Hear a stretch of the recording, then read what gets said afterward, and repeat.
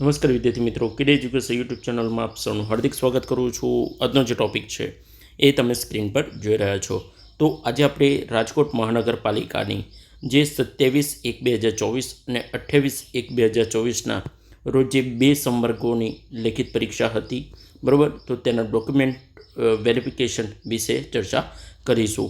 તો વિડીયોમાં છેલ્લે સુધી બને રહેજો. વિડીયોમાં નવા હોય તો વિડીયોને લાઇક, શેર અને સબસ્ક્રાઈબ કરી દેજો. તો ચાલો આપણે વન બાય વન જોઈએ રાજકોટ મહાનગરપાલિકાનું ડોક્યુમેન્ટ વેરિફિકેશન વિશેનું નોટિફિકેશન. તો અહીંયા તમને ક્લિયરલી લખેલું છે કે રાજકોટ મહાનગરપાલિકા દ્વારા જે 27/1/2024 અને 28/1/2024ના રોજ જે 2 સંવર્ગોની પરીક્ષા લેવામાં આવી હતી, બરાબર, જેનું ડોક્યુમેન્ટ વેરિફિકેશન નીચે મુજબ આયોજન કરેલ છે. એટલે કે જે ફિલ્ડ વર્કર જે 27 જગ્યા હતી અને મલ્ટીપર્પઝ હેલ્થ વર્કર એટલે કે MPHWની 33 જગ્યા હતી, જે 27/1/2024 અને 28/1/2024ના રોજ જે પરીક્ષા છે, બરાબર, એ લેવામાં આવી હતી. હવે આપણે સ્ટેપ બાય સ્ટેપ જાણીશું. તો ફિલ્ડ વર્કરની જે 27 જગ્યા હતી, બરાબર, જેનું ડોક્યુમેન્ટ વેરિફિકેશનની તારીખ છે 18/9/2024 અને મલ્ટીપર્પઝ હેલ્થ વર્કર પુરુષ ઉમેદવારો જેની જગ્યા હતી 33, જે 20/9/2024ના રોજ ડોક્યુમેન્ટ વેરિફિકેશનની તારીખ છે. હવે ડોક્યુમેન્ટ વેરિફિકેશનનો સમય, તો ફિલ્ડ વર્કર અને મલ્ટીપર્પઝ હેલ્થ વર્કરનો ઉમેદવારો, બરાબર, તેઓ કોલ લેટર દર્શાવેલ સમય કોલ લેટરમાં દર્શાવેલ સમય આવવાનું રહેશે. એટલે કે તમારે જે છે એ rmc.gov.in પર તમારે જવાનું છે અને કોલ લેટર જે બી તમારું જો મેરિટ લિસ્ટમાં નામ હોય, બરાબર, તો અને તમારે મેસેજ આવી ગયા હશે, ઈમેલ પણ આવી ગયો હશે. જો તેમાં મેલ અને મેસેજ આવી ગયો હોય તો તમારો જે કન્ફર્મેશન નંબર છે, બરાબર, અરજી નંબર અને તમારી બર્થ ડેટ એ નાખીને તમારે તમારો કોલ લેટર છે, બરાબર, ફિલ્ડ વર્કર અને મલ્ટીપર્પઝ હેલ્થ વર્કરોને ડાઉનલોડ કરી દેવાનું છે. અને એના બાદ અંદર કોલ લેટરમાં દર્શાવેલ તારીખ અને સમય મુજબ તમારે ત્યાં જતું રહેવાનું છે ડોક્યુમેન્ટ વેરિફિકેશન માટે. હવે ડોક્યુમેન્ટ વેરિફિકેશનનું સ્થળ શું છે? તો કે રાજકોટ મહાનગરપાલિકા, મહેકમ શાખા, સેન્ટ્રલ ઝોન, બીજો માળ, બરાબર, રૂમ નંબર 1, ડેબર રોડ, રાજકોટ, બરાબર, પ્રોપર રાજકોટ મહાનગરપાલિકાની જે ઓફિસ છે ત્યાં રાખેલું છે. હવે આપણે વાત કરીએ આગળ, તો તમારે શું શું ડોક્યુમેન્ટ લઈ જવાના છે, બરાબર, એની વિશે આપણે ચર્ચા કરી લઈશું. તો અહીંયા નોંધ છે, બરાબર, ડોક્યુમેન્ટ વેરિફિકેશન માટે બોલાવેલ ઉમેદવારો SMS થી અને ટેલિફોનિક બરાબર જાણ કરેલ છે. એટલે કે જે પણ ઉમેદવારો વેરિફિકેશન માટે સિલેક્ટ થયા છે ડોક્યુમેન્ટ વેરિફિકેશન માટે, તો તેમને જે છે, બરાબર, મેસેજ અને ટેલિફોનિક, બરાબર, કોલ કરીને બોલાવેલા છે રાજકોટ મહાનગરપાલિકાએ, બરાબર, જે અહીંયા તમે જોઈ શકો છો ક્લિયરલી અહીંયા લખેલું છે.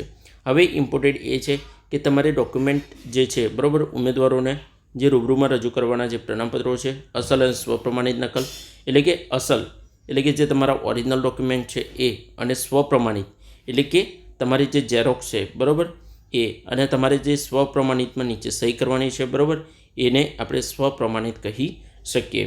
હવે આપણે આગળ વાત કરીએ તો શું શું આપણે લઈ જવાનું છે.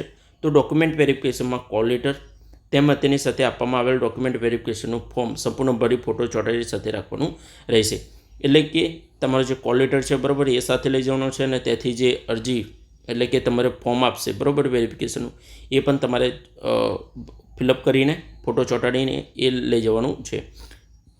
એની સાથે શૈક્ષણિક લાયકાત, માર્કશીટ, બરાબર, જે પણ તમારા ડિગ્રી સર્ટિફિકેટ છે જાહેરાતમાં દર્શાવેલ મુજબ, બરાબર, એ તમારે લઈ જવાના છે. એના બાદ તમારે અનુભવ જો હોય તો એ પણ સાથે લઈ જવાનું છે. અહીંયા લખેલું છે, બરાબર, સમકક્ષ અધિકારીની સહી અને સિક્કાવાળું તમારે, બરાબર, જે બી એક્સપિરિયન્સ સર્ટિફિકેટ છે એ લઈ જવાનું રહેશે. એના બાદ તમારે કમ્પ્યુટર નોલેજ હોય તો એ તમારે લઈ જવાનું છે. ફોટોવાળું ઓળખપત્ર એટલે કે કોઈ પણ આધાર કાર્ડ, ચૂંટણી કાર્ડ, બરાબર, પાન કાર્ડ, એ શાળા છોડ્યાનું પ્રમાણપત્ર અને જન્મનો દાખલો જો હોય તો બેમાંથી એક લઈ જવાનું છે. જાતિ અંગેનું તમારે ગવર્મેન્ટે ઇસ્યુ કરેલું હોય, બરાબર, તો એ લઈ જવાનું છે. સામાજિક શૈક્ષણિક પછાત વર્ગના ઉમેદવારો જે છે, બરાબર, એ એમનું જે કાસ્ટ સર્ટિફિકેટ છે એ અને નોન ક્રિમિલિયર સર્ટિફિકેટ, બરાબર, એ પણ લઈ જજો. એક વસ્તુ કે કોઈપણ ઉમેદવારો, બરાબર, જે નોન ક્રિમિલિયર સર્ટિફિકેટ જ્યારે ફોર્મ ફિલઅપ કર્યું હોય બરાબર, એની લાસ્ટ ડેટમાં એમને ફોર્મ ફિલઅપ કર્યું હોય અને એ સર્ટિફિકેટ ડેટ નાખ્યું હોય અને એના બાદ જે નોન ક્રિમિલિયનની જે ડેટ છે બરાબર, ઇસ્યુ ડેટ, એ 2 વર્ષ એમના કમ્પ્લીટ થઈ ગયા હોય તો જૂનું પણ તમારે લઈ જવાનું છે અને નવું જો તમે કઢાવ્યું હોય તો એ નવું પણ તમારે સાથે લઈ જવાનું છે, જેનાથી વેરિફિકેશનમાં છે બરાબર પ્રોબ્લેમ થાય નહીં. એના બાદ કીધું છે બરાબર, આર્થિક નબળા વર્ગના જે એ છે એ પણ તમારે સર્ટિફિકેટ લઈ જવાનું છે. માજી સૈનિક કેટેગરી ધરાવતા ઉમેદવારો બરાબર, એમના પણ આધાર પુરાવો જે પણ છે એ એમને લઈ જવાના છે. અને દિવ્યાંગ ઉમેદવારો, વિધવા બહેનો છે તો એમના માટે પણ સેમ જ છે. જે પણ પ્રમાણપત્રો લાગતા વળગતા હોય બરાબર, એ એમને લઈ જવાના રહેશે. હવે ઇમ્પોર્ટેન્ટ પોઈન્ટ બરાબર, રાજ્ય સરકાર અને કેન્દ્ર સરકાર સ્થાનિક સત્તામંડળમાં માલિકી એટલે કે બોર્ડ, નિગમ, કોર્પોરેશનમાં નોકરી ચાલુ હોય તો તમારે તેનું બરાબર ના વાદા પ્રમાણપત્ર તમારે લઈ જવાનું છે. અને તાજેતરમાં પાસપોર્ટ સાઇઝના 2 ફોટા, યાદ રાખજો 2 ફોટા અહીંયા લખ્યા છે પણ તમારે બરાબર 5-6 કોપી લઈ જવાની છે. કદાચ જરૂર પડે તો એક વખત ધ્યાન તમારે રાખજો બરાબર. અન્ય જરૂરી આધાર પુરાવા એટલે કે ઓલરેડી તમારે જે છે બરાબર પોતાના બધા ડોક્યુમેન્ટ તમારે વ્યવસ્થિત ઓરિજિનલ કોપી અને એટલે કે ઓરિજિનલ તમારા જે ડોક્યુમેન્ટ છે એ, અને તમારે વ્યવસ્થિત સારા એવા જે સાયબર કાફે હોય બરાબર, એમાં વ્યવસ્થિત ઝેરોક્સ કઢાવીને 2-3 બંચ બનાવી દેજો, જેનાથી બરાબર ધક્કા ખાવાનું થાય નહીં. એવું 2 બંચ વ્યવસ્થિત બનાવી દેવાના, સ્ટેપ બાય સ્ટેપ જે પણ આપ્યા હોય બરાબર એ રીતે ગોઠવીને અને સાથે લઈ જવાના છે, જેનાથી ડોક્યુમેન્ટ વેરિફિકેશનમાં બરાબર પ્રોબ્લેમ થાય નહીં. અહીંયા જે છે બરાબર અગત્યની સૂચનાઓ આપવામાં આવી છે, એ તમારે ધ્યાનથી એક વખત વાંચી લેવાની છે. આમાં એટલું કંઈ ખાસ છે નહીં બરાબર.